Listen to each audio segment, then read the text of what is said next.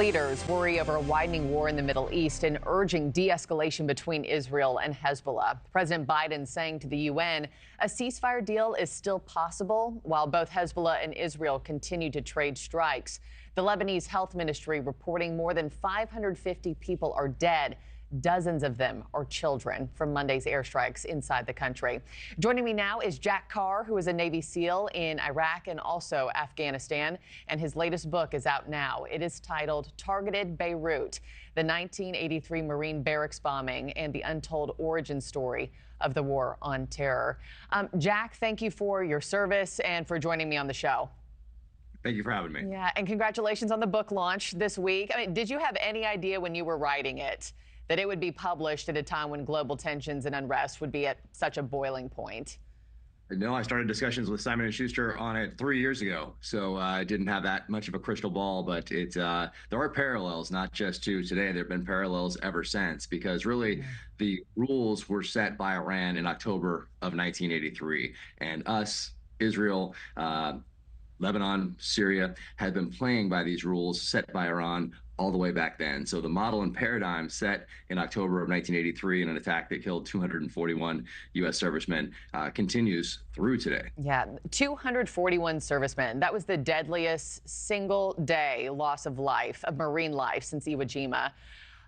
Just based on your experience, what you're seeing play out across the world, do you worry that something of that magnitude could happen today on American troops in the region? Well, warfare is a constant game of adaptation. You're looking for gaps in the enemy's defenses. You're looking at how to capitalize on any momentum that you may have.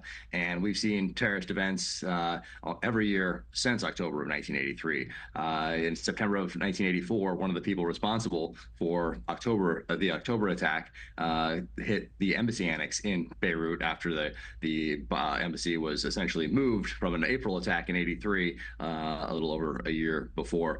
But we've seen attacks ever since. And then one that has striking parallels, though, is leaving Afghanistan in August of 2021. And in both cases, in Beirut 1983 and in Afghanistan, you have American troops put in a tactically disadvantageous position, an untenable position by people in air-conditioned offices thousands of miles away. And in both cases, a bomb goes off, kills American service people. But also a striking parallel is that people blown off their feet or that heard that explosion from across an airfield or across a compound, they got up and they ran to the sound of that explosion to save as many of their brothers, and in the case of Abbey Gate, sisters in arms, as they possibly could at Abbey Gate, saving as many civilians as they possibly could as well, where others are holding security because you don't know if there is another attack going to come right on the heels of this first bombing.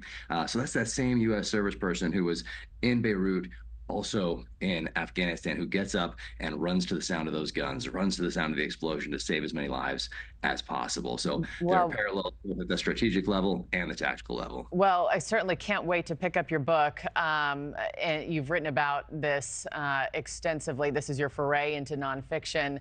Congratulations to you, Jack Carr. Thank you for your time this morning. Really appreciate it. Take care.